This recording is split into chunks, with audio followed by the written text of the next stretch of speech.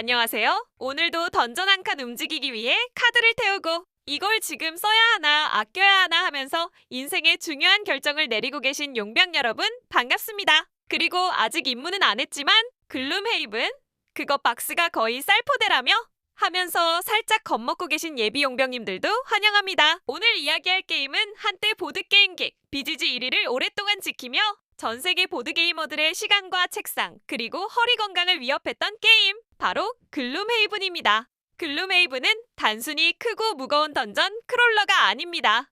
이 게임 안에는 독특한 전투 시스템, 방대한 캠페인, 은퇴와 해금 구조, 그리고 작가의 고집이 꽤 깊게 들어가 있습니다.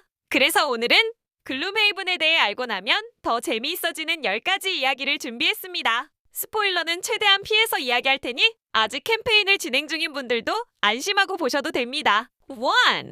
개발자 아이작 차일드레스는 물리학 박사 출신이다. 글룸헤이븐을 해보면 이런 생각이 들 때가 있습니다. 아니, 이 많은 카드와 몬스터와 캐릭터가 어떻게 이렇게 맞물려 돌아가지? 그 이유를 조금은 짐작하게 해주는 사실이 있습니다. 글룸헤이븐의 디자이너 아이작 차일드레스는 물리학 박사 출신입니다. 단순히 게임을 좋아하던 사람이 갑자기 대형 프로젝트를 만든 것이 아니라 복잡한 구조를 분석하고 설계하는 데 익숙한 사람이 그 능력을 보드게임 디자인에 쏟아부은 셈이죠. 물론 물리학 박사라고 해서 무조건 좋은 게임을 만드는 건 아닙니다. 하지만 글룸헤이븐을 해보면 확실히 느껴집니다. 이 게임은 감으로 만든 게임이라기보다 하나하나 계산하고 조율해서 만든 거대한 시스템에 가깝습니다. 카드 2장을 고르는 작은 선택부터 캐릭터 성장, 아이템 구매, 도시 이벤트, 은퇴와 해금까지 모든 요소가 서로 맞물려 돌아가도록 설계되어 있습니다. 그래서 글룸헤이븐은 단순히 몬스터 잡는 게임이 아니라 매 턴마다 작은 수학 문제를 푸는 듯한 전략 게임처럼 느껴지기도 합니다. 좋게 말하면 정교하고 나쁘게 말하면 머리가 아픕니다. 하지만 바로 그 머리 아픔이 글룸헤이븐의 매력이죠. 2. 첫 킥스타터는 지금 명성에 비하면 생각보다 소박했다. 지금의 글룸헤이븐을 생각하면 처음부터 엄청난 대작으로 등장했을 것 같지만 사실 첫 출발은 지금 명성에 비하면 꽤 소박했습니다. 글룸헤이븐은 2015년 킥스타터를 통해 처음 세상에 나왔습니다. 이때 후원자는 약 4,900명, 모금액은 약 38만 달러 수준이었습니다. 물론 작은 금액은 아니지만 지금 우리가 아는 전설의 보드게임이라는 이미지와 비교하면 의외로 현실적인 규모였죠. 당시에는 이런 반응도 있었다고 합니다. 이 정도 박스 크기에 이 정도 구성물인데 가격이 너무 싼 거 아니야? 이거 진짜 제대로 배송되는 거 맞아? 그만큼 글룸헤이븐은 처음부터 말도 안 되게 많은 구성물을 약속한 게임이었습니다. 하지만 결과적으로 게임이 실제로 배송되고 플레이어들의 입소문이 퍼지면서 분위기는 완전히 바뀝니다. 이후 진행된 2세 킥스타터에서는 4만 명이 넘는 후원자가 몰렸고 약 400만 달러에 달하는 금액을 모으며 완전히 대박을 터뜨렸습니다. 그러니까 글룸헤이븐은 처음부터 왕좌에 앉은 게임이 아니라 입소문과 실제 플레이 경험으로 왕좌까지 올라간 게임이라고 볼 수 있습니다. 이 점이 참 멋있습니다. 광고보다 강한 건 결국 야, 이거 진짜 재밌다라는 플레이어들의 한마디였던 거죠. 3. 주사위 없는 전투는 글룸헤이븐의 가장 중요한 선택이었다. 던전 게임이라고 하면 보통 주사위를 떠올립니다. 칼을 휘두르고 주사위를 굴리고 성공하면 명중, 실패하면 빗나감. 그런데 글룸헤이븐은 이 익숙한 방식을 과감하게 버렸습니다.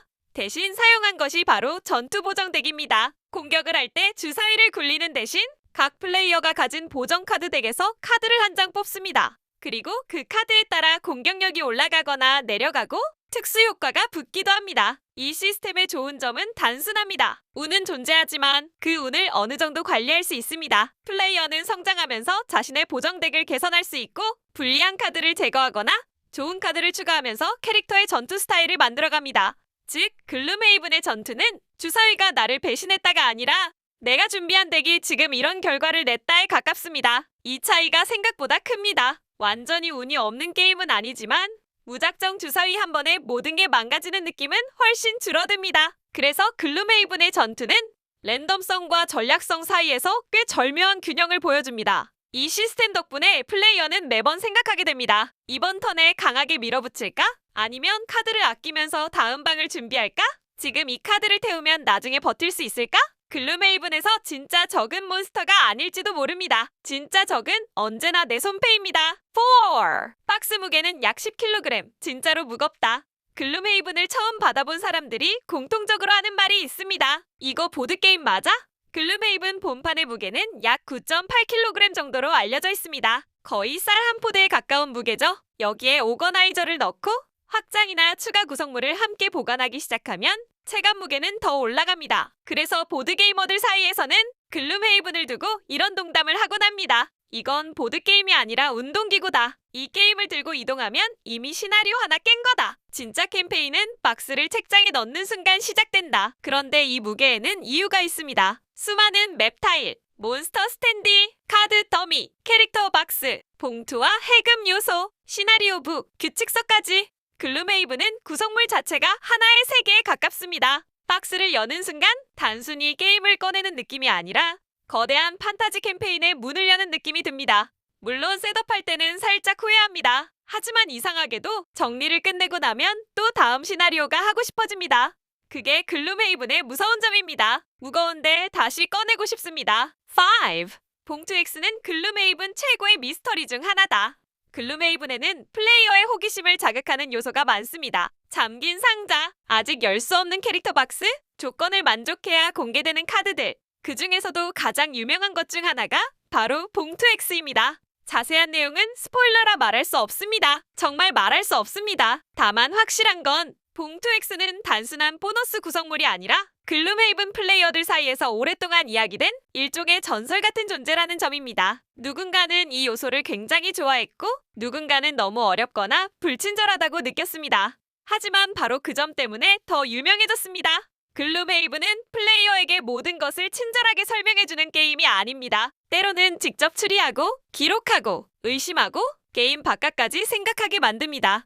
봉투 X는 그런 글룸헤이븐의 성격을 가장 극단적으로 보여주는 요소라고 할 수 있습니다. 단, 아직 열어보지 않은 분들에게 한 가지 조언을 드리자면 검색하지 마세요. 구글에 한번 검색하는 순간 여러분이 직접 발견할 수 있었던 재미가 사라질 수 있습니다.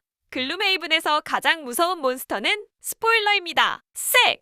흔한 엘프와 드워프가 없는 이유. 글룸헤이븐의 세계를 처음 보면 조금 낯섭니다. 우리가 익숙한 판타지 세계라면 엘프, 드워프, 오크, 인간 전사, 도적, 마법사 같은 구성이 먼저 떠오릅니다. 하지만 글룸헤이븐은 조금 다릅니다. 이 게임에는 이녹스, 쿼트릴, 사바스, 발라스, 오키드 같은 독자적인 종족들이 등장합니다. 클래스 역시 단순히 전사, 도적, 사제 같은 이름으로 정리되지 않습니다. 이건 단순히 이름만 바꾼 것이 아닙니다. 글룸헤이븐은 익숙한 판타지 공식을 그대로 가져오기보다 자기만의 세계를 만들려는 의도가 강한 게임입니다. 그래서 처음에는 조금 어렵게 느껴질 수 있습니다. 이 종족은 뭐지? 이 클래스는 어떤 역할이지? 왜 내가 아는 판타지랑 다르지? 하지만 플레이하다 보면 이 낯섦이 오히려 장점이 됩니다. 이미 수십 번 본 판타지 세계가 아니라 정말 새로운 도시와 새로운 종족이 있는 세계를 탐험하는 느낌이 생기거든요. 특히 캐릭터를 해금할 때마다 이번에는 또 어떤 이상한 직업이 나올까? 하는 기대감이 생깁니다. 글룸헤이븐의 세계관은 친절하진 않지만 확실히 자기 색깔이 있습니다. 그리고 그 자기 색깔이 글룸헤이븐을 흔한 던전 크롤러가 아니라 독립적인 판타지 세계로 보이게 만듭니다. 7. 캐릭터 은퇴는 끝이 아니라 시작이다. 글룸헤이븐을 처음 하는 사람들이 가장 당황하는 시스템 중 하나가 바로 캐릭터 은퇴입니다. 열심히 키운 캐릭터가 있습니다. 장비도 맞췄고 레벨도 올렸고 이제 손에 좀 익었습니다. 그런데 어느 순간 개인 목표를 달성하면 그 캐릭터는 은퇴해야 합니다. 처음에는 이게 꽤 아쉽습니다. 아니, 이제 좀 재밌어졌는데? 이 캐릭터 계속 쓰면 안 돼? 내가 키운 애를 왜 보내야 해?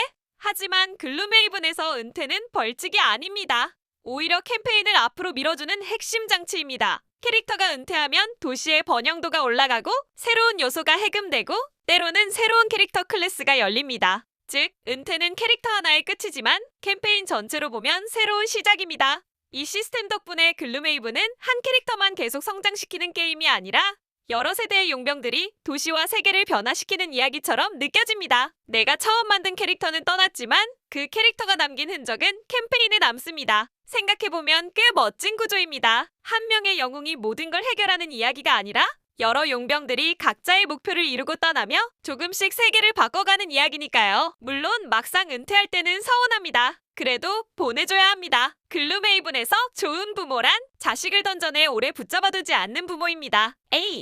사자의 턱은 입문자를 위한 아주 영리한 해답이었다. 글룸헤이븐 본판은 대단한 게임입니다. 하지만 동시에 굉장히 부담스러운 게임이기도 합니다. 박스는 크고 규칙은 많고 셋업은 오래 걸리고 첫 시나리오부터 생각할 게 많습니다. 그래서 많은 사람들이 글룸헤이븐을 사놓고도 막상 시작하지 못했습니다. 이른바 책장 위에 최종 보스가 된 거죠. 그 문제를 해결하기 위해 나온 게임이 바로 글룸헤이븐 사자의 턱입니다. 사자의 턱은 단순한 축소판이 아닙니다. 가장 큰 장점은 플레이를 하면서 규칙을 자연스럽게 배우도록 설계했다는 점입니다. 처음부터 모든 규칙을 쏟아붓는 대신 초반 시나리오를 따라가다 보면 이동, 공격, 카드 사용, 몬스터 행동, 상태 이상 같은 요소를 차근차근 익히게 됩니다. 또한 맵 타일을 따로 설치하는 대신 시나리오북 자체를 펼쳐서 맵처럼 사용하는 방식도 도입했습니다. 이게 정말 큰 차이를 만듭니다. 본판에서는 시나리오 하나 준비하려고 타일과 오브젝트를 찾다가 이미 체력이 빠지는 경우가 있습니다. 그런데 사자의 턱은 바로 펼치고 시작할 수 있습니다.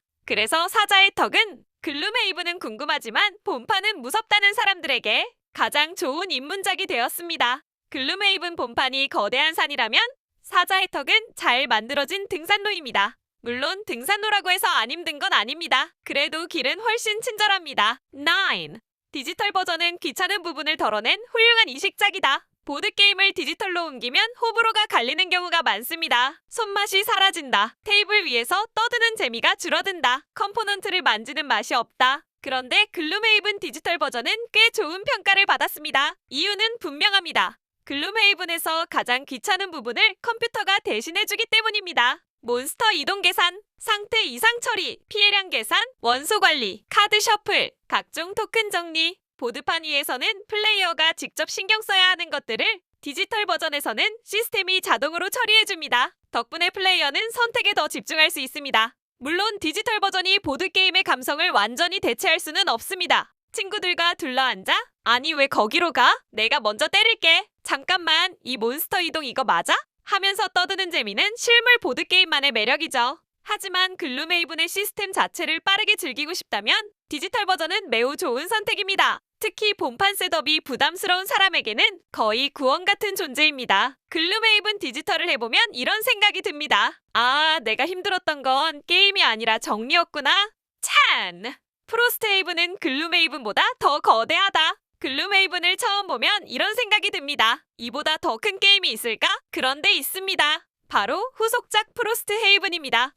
프로스트헤이븐은 글룸헤이븐의 후속작답게 더 많은 시나리오, 더 많은 캐릭터, 더 많은 구성물, 그리고 더 복잡한 캠페인 요소를 담고 있습니다. 단순히 던전에 들어가 싸우는 것을 넘어서 마을을 발전시키고 자원을 관리하고 계절의 변화까지 고려하는 요소가 추가되었습니다. 이제 플레이어들은 용병이면서 동시에 마을 운영자에 가까운 역할까지 하게 됩니다. 글룸헤이븐이 던전에 들어가서 살아남아라에 가까웠다면 프로스트헤이븐은 혹독한 북방에서 공동체를 유지하며 살아남아라에 가깝습니다. 당연히 더 무겁고 더 방대하고 더 많은 시간을 요구합니다. 하지만 글룸헤이븐을 사랑한 사람들에게는 그만큼 더 깊은 경험을 제공하는 후속작이기도 합니다. 결국 글룸헤이븐은 끝판왕이 아니었습니다. 그저 더 큰 고통으로 향하는 입구였을 뿐입니다. 물론 보드게이머들에게 고통이란 대체로 즐거움의 다른 이름이죠. 이렇게 해서 오늘은 글룸헤이븐에 대해 알고 나면 더 재미있어지는 10가지 이야기를 살펴봤습니다. 글룸헤이븐은 단순히 크고 무거운 게임이 아닙니다. 물리학 박사 출신 디자이너의 정교한 설계, 주사위 대신 전투 보정덱을 사용한 독특한 전투, 캐릭터 은퇴와 해금이 만들어내는 장기 캠페인 구조, 그리고 익숙한 판타지에서 벗어나려는 독자적인 세계관까지 이 모든 것이 합쳐져서 글룸헤이븐은 보드게임 역사에서 꽤 특별한 위치에 오르게 되었습니다. 물론 단점도 분명합니다. 무겁고 길고 복잡하고 셋업이 귀찮습니다. 하지만 이상하게도 그 모든 단점을 알고도 다시 꺼내게 되는 게임이기도 합니다. 어쩌면 글룸헤이븐의 진짜 매력은 편한 게임이 아니라는 데 있을지도 모릅니다. 수고스럽고 머리 아프고 가끔은 지치지만 그만큼 기억에 오래 남는 게임. 그래서 많은 사람들이 아직도 이 무거운 박스를 자신의 보드게임 인생에서 중요한 작품으로 기억하는 게 아닐까 싶습니다. 여러분은 글룸헤이븐을 플레이해보셨나요? 가장 기억에 남는 캐릭터나 가장 힘들었던 시나리오가 있다면 댓글로 함께 이야기해주세요. 오늘 영상이 재미있었다면 좋아요와 구독 부탁드립니다. 그럼 다음 영상에서 또 다른 보드게임 이야기로 찾아뵙겠습니다. 감사합니다.